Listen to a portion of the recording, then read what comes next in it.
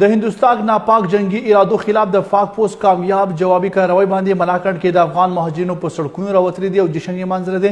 افغان مهاجرینو وینا ده چې پاک فوج د دښمن ارادې په خاورو سره خاورې کړې دي او د امت مسلمه د زړه آواز جوړ شوی دی. د ملاکنډ سرخار بټخیله کې مشته افغان مهاجرینو د پاک فوج په حق کې ریلیانې ویستلې دي. پاکستان او د افغانستان بیرغې پورته کړي دي. مظاهرچیانو د پاک فوج په حق کې سخت ناربازي هم کړې ده. زیاته کړې شوې ده چې د پاک فوج په ډیر غیرت سره دښمن لا خلمات جواب ورکړی دی. مظاهرې ته پخوانی ایم این ای سید بختیار مانی، افغان کډوالو مشر ملنګ جان، سیاسي مشرانو علي محمد خان او دین علاوه نورو کسانو ویناګانې وکړې. زیاته کړه چې ټول امت مسلمه اخر امید پاکستان دی، د پاکستان فوج دی. ټول امت ته د دې نه ډېر امیدونه چې دي هغه ورسره تړلي شوي دي.